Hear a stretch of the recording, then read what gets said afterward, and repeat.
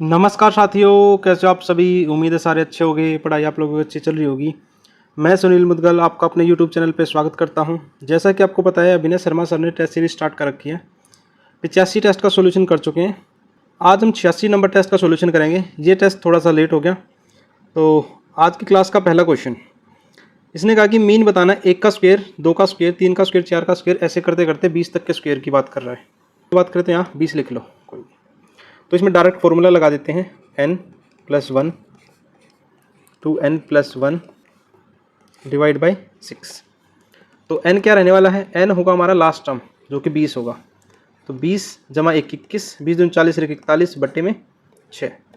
3 से कटेगा 7 बार, 3 से कटेगा 2 बार, तो 7 चौका 28, 7 एकम 7 बटे 2। तो रिजल्ट रहने वाला है जी 143.5 और वही सवाल का आंसर होगा ऑप्शन नंबर ए। यदि वीडियो का सॉल्यूशन पसंद आए तो वीडियो को लाइक और चैनल को सब्सक्राइब जरूर करें, साथ में शेयर भी कर दें। जिन बच्चों के पास सॉल्यूशन नहीं पहुंच रहे वहां तक भी सॉल्यूशन पहुंचा दो। क्वेश्चन नंबर 2, इसमें कहा है एक संख्या के पहले 28% कमी की जाती है, फिर 28% बढ़ा दिया जाता है, तो मूल संख्या 784 कम हो जाती है। तो हम इसमें डायरेक्ट फॉर्मूला लगा सकते हैं, -x² / 100, मतलब कि -28 का स्क्वायर बटे में 100, जो कि होगा -7.84%। तो मैं कहूँ -7.84%, जिसकी वैल्यू सवाल में दे रखी है 784। तो 1% की वैल्यू कितनी होगी, मैंने कहा भाई 784 गुना में 100, क्योंकि पॉइंट हटाएंगे तो 100 आएगा और नीचे 784। 784 से 784 कटने वाला है और मुझे निकालनी है 100% की वैल्यू। तो 100% की वैल्यू कितनी आ जाएगी, 10,000, और ऑप्शन नंबर सी सवाल का आंसर होने वाला है। क्वेश्चन नंबर 3, यदि 24 सेंटीमीटर ऊंचाई वाले एक लंबवर्तीय आधार की परिधि 42 पाई है, तो शंकु का आयतन बताना है। चलो जी बता देते हैं। मैंने कहा यदि 2 पाई आर की वैल्यू सवाल में दे रखी है 42 पाई, तो पाई से तो पाई कट जाएगा, 2 से कितनी बार कटेगा, 21 बार। तो यहाँ से आर की वैल्यू कितनी हो जाएगी, 21 हो जाएगी। और मुझे निकालना आयतन, मतलब कि जो इसका आयतन होता है वो होगा 1/3 पाई आर स्क्वायर एच, मतलब 1/3 पाई की वैल्यू 22/7, आर कितना अपना 21 गुना 21 गुना में 24, तो 3 से 21 से 21 कटने वाला है। तो मैं कहूँ 2 एकम 2, 2 चौके 8, तो 8 लास्ट में आना चाहिए। तो 11,088 एक के ऑप्शन में है, ऑप्शन नंबर बी ठीक होने वाला है। क्वेश्चन नंबर 4, टेबल दे रखी है। टेबल में इसने कहा है गणित और सांख्यिकी में पुरुष शोध विद्वानों का अनुपात बताना है। मैं टोटल नंबर ऑफ स्कॉलर्स की बात करूं तो ये दे रखे हैं, और फीमेल्स की बात करूं तो दूसरी साइड में दे रखे हैं। तो गणित में बात करें, मैथमेटिक्स में कितने 18, और पुरुष की बात करें यदि टोटल 18 में से 4 माइनस कर दे तो कितना बचेगा, मैं कहूँ जी 14 बच जाएगा। इसी तरह स्टैटिक्स में बात करें तो 12 में से यदि मैं 3 माइनस करूँ तो कितना बचेगा, 9। तो 14:9 सवाल का ठीक वाला आंसर होगा, ऑप्शन नंबर ए ठीक हो जाएगा यहाँ पे। क्वेश्चन नंबर 5, सेंटीमीटर किनारे वाले घन से घिरे सबसे बड़े संभावित गोले का आयतन बताना है। मैंने कहा एक गोला बना देते हैं और इसका सबसे संभावित क्षेत्रफल आयतन बताना है। तो मैंने कहा भाई ये रेडियस होगी। चलो किनारे 7 है तो रेडियस कितना हो जाएगी, मैंने कहा भाई पूरा यदि 7 है तो ये कितना हो जाएगा 7/2। तो इसका वॉल्यूम क्या होगा 4/3 पाई आर की क्यूब। तो 4/3 पाई की वैल्यू 22/7, आर कितना है जी 7/2, 7/2 और 7/2। ऊपर के 4 से नीचे 4 कट जाएगा, 7 से 7 कटने वाला है, 2 से 11 बार कटेगा, तो ऊपर हो जाएगा जी 539 और बटे में 3, तो 17×3 = 51, तो 179.67। ऑप्शन नंबर ए ठीक होने वाला है। उम्मीद आपका ये आंसर सही रहा होगा। क्वेश्चन नंबर 6, 50 किलोमीटर की दूरी 9 घंटे में 5 किलोमीटर प्रति घंटे के हिसाब से और पैदल 10 किलोमीटर के हिसाब से चाल से आंशिक दूरी साइकिल द्वारा तय करता है। मैंने कहा अमित है वो 5 किलोमीटर तो पैदल से, ठीक है, आंशिक, और साइकिल से 10 किलोमीटर के हिसाब से। ऑन एन एवरेज उसको टाइम कितना लगा जी 50/9, एलिगेशन लगा देते हैं। तो इसको कह सकते हैं जी ये 45 होगा, ये 90 होगा और ये 50 होगा। तो ये 40 होगा और ये 5 होगा। रेशियो की बात करें तो 8:1। हमारे हिसाब से टोटल 9 घंटे और 9 की वैल्यू 9 दे रखी है, तो 1 की वैल्यू 1 हो जाएगी और 8 की वैल्यू 8 घंटे हो जाएगी। मैंने कहा इसने साइकिल द्वारा तय की गई दूरी, तो साइकिल की बात करें तो मैंने कहा साइकिल से 1 घंटा चलेगा और इसको चलना पड़ेगा 10 किलोमीटर 10 घंटे तक, तो 10 किलोमीटर का इसको डिस्टेंस चलना पड़ेगा। ऑप्शन नंबर सी ठीक है। इस क्वेश्चन को करने के कई सारे तरीके हैं, इसमें एलिगेशन बेस्ट है। क्वेश्चन नंबर 7, 16 घंटे में 88 किलोमीटर की दूरी तय करनी है। आधी यात्रा 3/4 समय में तय करनी हो तो शेष समय में शेष दूरी की गति क्या होगी। मैंने कहा भाई 16 घंटे जाना था, 3/4 समय में, मैंने कहा भाई 4 से 4 बार कटेगा, तो 12 घंटे में इसको जाना है 88 किलोमीटर। और भाई 3/4 समय तो इसने ले लिया, तो समय बच गया, कितना बच गया समय रिमेनिंग। मैंने कहा जी समय रिमेनिंग 4 घंटे बच गया। 4 घंटे में अब इसको 44 किलोमीटर जाना है, क्योंकि इसने शेष दूरी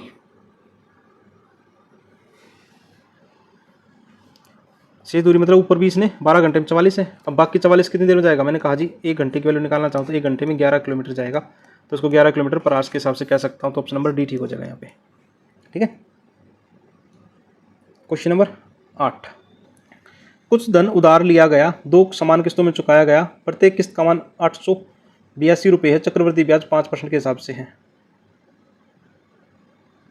तो निकाल देते हैं। मैंने कहा यदि रेट 5% दे रखा है तो इसको मैं कह सकता हूँ जी 5/100, और रेशियो बनाना चाहूँ तो 1/20 होगा। तो मैंने कहा भाई एक प्रिंसिपल और एक अमाउंट है, तो 20 से कितना होगा आपको जी, दूसरे साल में क्या होगा जी, इसका स्क्वायर कर देंगे, 400 से 441 होगा। आपको पता है कि CI की जो किस्त होती है वो समान होती है, तो मैं क्या करूँ ऊपर 21 से मल्टीप्लाई कर दूँ पूरी इक्वेशन को, तो ऊपर तो कितना हो जाएगा जी 420 और यहाँ कितना हो जाएगा 441।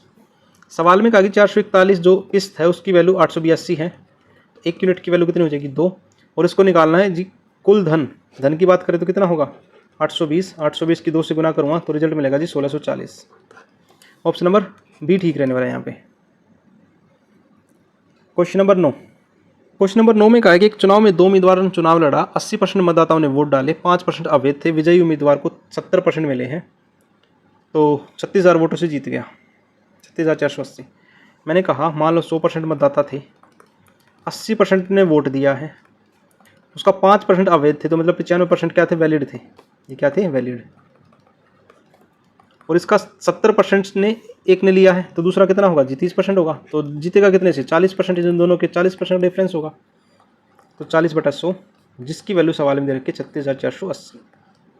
ठीक है, तो काट लेते हैं, जब ये 4 होगा तो ये 5 होगा, ये 19 होगा तो ये 20 होगा, और 20 दूनी 40, 20 पंजे 100।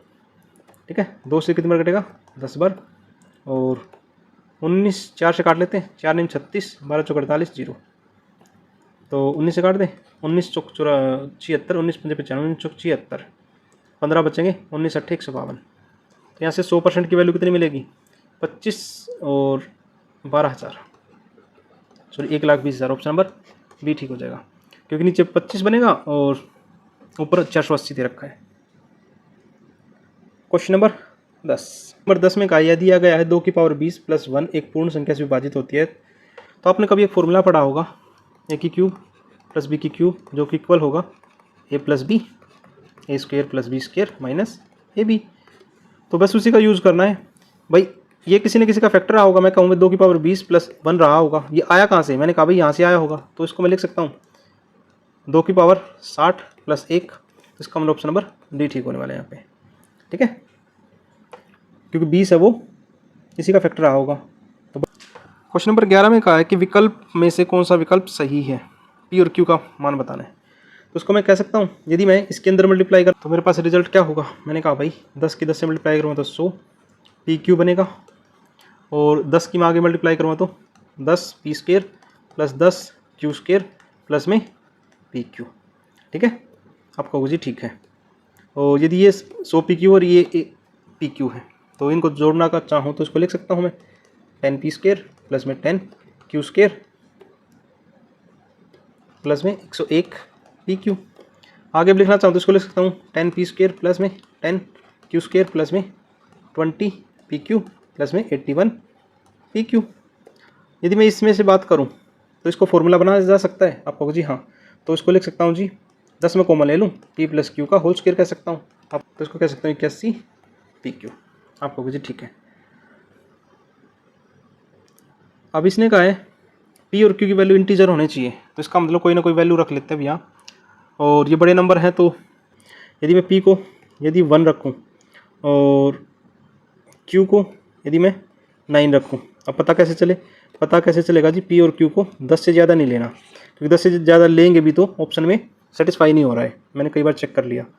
तो यदि मैं यहाँ पर भी पुट करूँ, इसको यहाँ पुट करूँ, तो 10 गुना 100 प्लस में 81 मल्टीप्लाई 9 मल्टीप्लाई 1, तो ये रिजल्ट मिलेगा जी 1729।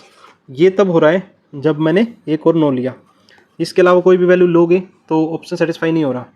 और एक और हो सकता है, यदि मैं पी को 1 लूँ और क्यू को 7 लूँ, तो 1207 आएगा, जो कि ऑप्शन में नहीं है, ठीक है। तो इसका यही ऑप्शन बन रहा था। Question number 12। क्वेश्चन नंबर 12, 6,50,000 रुपये की कीमत वाली कार कुछ डाउन पेमेंट का भुगतान करके खरीदी जाती है। शेष राशि पर 10% साधारण ब्याज लगाया जाता है और वह राशि 25,000 रुपये की 20 किस्तें देता है। देखो, ये मैंने अभी इंस्टॉलमेंट की वीडियो डाली, उसमें भी डाला था क्वेश्चन। तो इसने कहा भी 6,50,000 है, यदि इसमें से कुछ डाउन पेमेंट कर दे, जो बाकी बचेगी उस पर 10% ब्याज का मतलब 11/10 होगा। और किस्तें कितनी देनी है? मैंने कहा भी 25,000 रुपये की ऐसी 20 किस्तें देनी है, ठीक है। उसको लिख सकते हैं 6,50,000 माइनस एक्स, जो कि इक्वल होगा 50 लाख, 5 लाख, 5 लाख होगा, 5 लाख गुना 10/11, तो 6,50,000 माइनस एक्स, जो कि इक्वल होगा 4,54,500। यहाँ से एक्स की वैल्यू निकाल सकते हो 1,95,455। अप्रोक्सीमेट इतना पैसा उसने दे दिया था, तो ऑप्शन नंबर बी सेटिस्फाई करेगा यहाँ पे। क्वेश्चन नंबर 13, 4 मीटर ऊंचे प्लेटफॉर्म शीर्ष से 50√3 ऐसे है 50√3 मीटर टावर के शीर्ष का यूनियन कोण मापा गया, 54 मीटर ऊंचा था, तो प्लेटफॉर्म के टावर का यूनियन कोण कितना होगा? मैंने कहा एक टावर है, बना लेते हैं।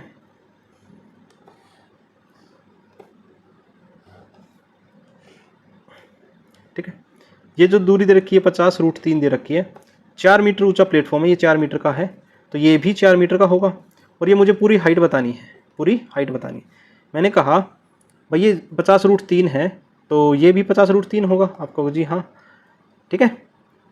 तो आपने जब हाइट एंड डिस्टेंस पढ़ा होगा तो उसमें एक प्रॉपर्टी पढ़ी है, जब ये 1 होता है तो √3 होता है और ये 2 होता है। तो यदि ये √3 है तो ये कितना होगा? 50 होगा। 50 होगा, और पता कैसे चला? मैंने कहा भाई पूरी 54 है, 54 में से 4 घटाएंगे तो ये 50 हो जाएगा। जब ये 1 है तो ये √3 है, इसका मतलब ये एंगल कितना डिग्री का रहा होगा? 30 डिग्री का। अब 30 डिग्री का होगा तो ऑप्शन नंबर बी सेटिस्फाई करेगा, ठीक है। क्वेश्चन नंबर 14, सिंप्लीफिकेशन का सवाल है, इसको सोल्व। इसकी बात करें तो 4/3 प्लस में 4 3 7/4 गुना में 3 एकम 3 2 5/3, इसको डिवाइड, इसका मल्टीप्लाई हो जाएगा तो 2/6 1 7, 7 से 7 कटने वाला है, 2 से 2 कटने वाला है, एलसीएम कितना होगा? 6 होगा, और ये 8 प्लस में 5 13/6, तो 6 दूनी 12 1/6, तो ऑप्शन नंबर बी सेटिस्फाई होने वाला है यहाँ पे। क्वेश्चन नंबर 15, 14 क्वेश्चन हो चुके हैं। यदि ये वीडियो पसंद आए तो वीडियो को लाइक और चैनल को सब्सक्राइब जरूर करें, साथ साथ में शेयर भी कर दें। जिन बच्चों के पास ये सॉल्यूशन नहीं पहुंच रहे वहाँ तक भी सॉल्यूशन पहुंचा दो। 8 भुजाओं वाले बहुभुज के आंतरिक कोण 1 3 4 6 7 11 13 और 15 के अनुपात में है, तो सबसे बड़े का आंतरिक कोण क्या होगा? सबसे बड़े का मतलब 15 का आंतरिक कोण क्या होगा? जो भी आंसर होगा 15 का मल्टीपल होगा, तो 15 की मल्टीपल है 3। यदि टोटल इनका सम निकालना चाहूँ तो मैं निकाल सकता हूँ n-2 मल्टीप्लाई 180 डिग्री, तो सम ऑफ एंगल्स हो जाएगा। तो मैंने कहा 8 - 2 गुना में 180, मतलब 6 गुना 180, मतलब कि 1080, तो सभी एंगल्स का सम होगा। यदि मैं सभी एंगल्स का सम करना चाहूँ 1 + 3 + 4 + 6 + 7 + 11 + 13 + 15, सभी का सम है 60। 60 की वैल्यू 1080 दे रखी है, ठीक है। और मुझे सबसे बड़ा बताना, मतलब 15 की वैल्यू बतानी है। यदि मैं 4 से काट दूँ तो ये 15 होगा, 4 से काटेंगे तो 270 हो जाएगा। मतलब सबसे बड़ा जो एंगल होगा वो 270 डिग्री का होगा, और ऑप्शन नंबर सी ठीक रहने वाला है। ठीक है, आप कहोगे जी हाँ। Question number 16। क्वेश्चन नंबर 16 में कहा है कि वस्तु को 15% लाभ पर 2070 में बेच दिया। मैंने कहा भाई 15% लाभ का मतलब 115% की वैल्यू सवाल में दे रखी है 2070, और मुझे 1890 की वैल्यू बतानी है। मैंने कहा भाई 23 से काटना चाहूँ, 23 से 5 पर कटेगा, 23 से 9 पर कटेगा। ठीक है, मतलब 5 9 का रिलेशन है। यदि ये 9 होगा तो ये भी 5 होगा। अब ये किसका 9 गुना है? मैंने कहा भाई किसका 9 गुना है, तो 21 का 5 गुना कर दो तो 105 हो जाएगा। मतलब 5% फायदा होगा। ऑप्शन नंबर सी ठीक रहने वाला है यहाँ पे। ठीक है, क्वेश्चन नंबर 17। प्रति दर्जन कम हो जाती है तो 48 रुपये में 12 पिनें और खरीदी जा सकती है, तो कटौती के बाद पिन की कीमत क्या होगी? ठीक है जी, ऑप्शन से मैं बात करूँ तो 20 तो होगा ही नहीं इसका। यदि ऑप्शन से बात कर रहा हूँ तो कटौती के बाद यदि मैं 12 मानना चाहूँ, लेट मैं ऑप्शन से जाना चाहूँ इस सवाल को, बाकी बेसिक भी बताओगे तो करवा देंगे। मैंने कहा भाई यदि 12 के हिसाब से जाएँ तो 3 खरीद रहे हैं, और कटौती ना होती तो वो चीज़ 16 की होती, 16 की हो सकती तो 4 खरीद लेता। 4 रुपये प्रति दर्जन के हिसाब से 48 रुपये में 12 पिनें और खरीदी जा सकती हैं, तो 12 पिनें और ज़्यादा खरीदी जा सकती हैं। कब? जब वो कटौती करेगा। इसका मतलब ऑप्शन नंबर बी ठीक हो जाएगा। चलो इसका बेसिक भी बता देते हैं। मैंने कहा भाई 48 डिवाइड बाई एक्स माइनस 4, क्योंकि 4 पिनें कम होगी, और 48 बटे एक्स जो कि इक्वल होगा 1 के। आप यहाँ से ऑप्शन भी पुट करके कर सकते हो, तब भी सवाल आराम से होने वाला है। और बेसिक करोगे तो चलो करवा देते हैं। मैंने कहा 48 कॉमन ले ले, अंदर बचेगा जी एक्स माइनस 4, और नीचे बचेगा x square minus 4x is equal to 1। और 48 एक्स माइनस एक्स प्लस में 4 जो कि इक्वल होगा एक्स स्क्वायर माइनस 4x। तो एक्स एक्स कटेगा, तो एक्स स्क्वायर माइनस 4x और माइनस 192 इज इक्वल टू 0। और x की दो वैल्यू पॉसिबल होंगी, 116 बनेगी, और x की वैल्यू एक होगी माइनस का 12। तो माइनस का 12 तो लेंगे नहीं, तो x की वैल्यू कितनी आ जाएगी? 16 आ जाएगी। तो कटौती के बाद, का मतलब x में से, ये मतलब कि 16 में से 4 माइनस करेंगे तो 12 आंसर आ जाएगा। तरीका कोई भी हो, आंसर सेम आने वाला है। क्वेश्चन नंबर 17 हो चुके हैं, 17 क्वेश्चन हो चुके हैं। क्वेश्चन नंबर 18, इसका मीन प्रोपोर्शन बताना। मतलब इसको लिख सकता हूँ 7 गुना 112, इसको लिख सकता हूँ 7 गुना 16, तो 7 गुना 4 28 सवाल का ठीक वाला आंसर है।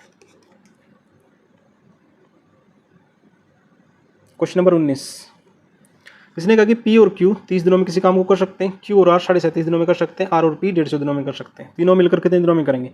ऐसी संख्या जो 30 से और 137.5 और 150 मतलब कि तीनों से कटती हो, तो एक ऐसा ऑप्शन हमारे पास ऑप्शन नंबर डी, क्योंकि इसका मल्टीपल ही आंसर आएगा, लेकिन फिर भी कर लेते हैं।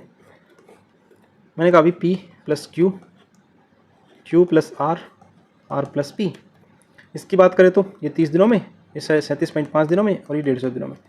टोटल वर्क कितना मान लें? 150। एफिशिएंसी क्या होगी? देखो 150 को काटने वाली दो संख्याएं हैं बाकी तो हमारे पास, लेकिन आंसर यही आने वाला है। मैं बता देता हूँ, 5 होगा, और यहाँ कितना होगा? 2, और जो 4, और यहाँ 1 होगा। यदि मुझे तीनों से मिलाकर करवाना है तो मैं कह सकता हूँ जी 2 कॉमन ले लें, P plus Q plus R, जो कि काम कितना? 5 4 9, 9 और 1 10। तो 2 से काटेंगे तो तीनों की एफिशिएंसी कितनी आ जाएगी? 5। और मुझे तीनों से करवाना तो 150 बटे तीनों की एफिशिएंसी 5 से डिवाइड करेंगे तो 30 दिन। तो 30 दिन ही सवाल का आंसर होगा, बाकी इनका मल्टीपल ही आंसर होता है। Question number 20। नंबर 20 में कहा कि XYZ ने 3400 रुपये की लागत वाला एक कार्य पूरा किया।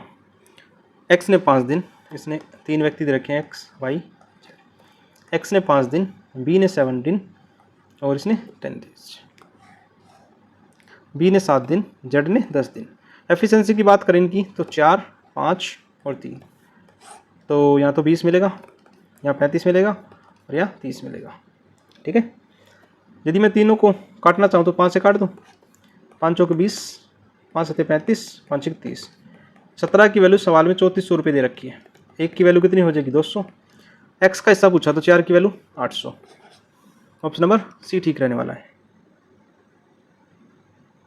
क्वेश्चन नंबर 21, 12% साधारण ब्याज पर 4 वर्षों में 5664 रुपये को ऋण दिया तो किस्त कितनी होगी? मैंने कहा भाई पहली किस्त 100 की है, दूसरी 112 की होगी, तीसरी 124 की, चौथी 136 की। सभी को जोड़ दें, 10 और 2 12 1, 5 4 1 7 और 4 472 की वैल्यू सवाल में 5664 दे रखी है। 1 की वैल्यू कितनी होगी? 12। 1 की वैल्यू 12 तो 100 की वैल्यू 1200 और वही हमारे सवाल का ठीक वाला आंसर है। ठीक है,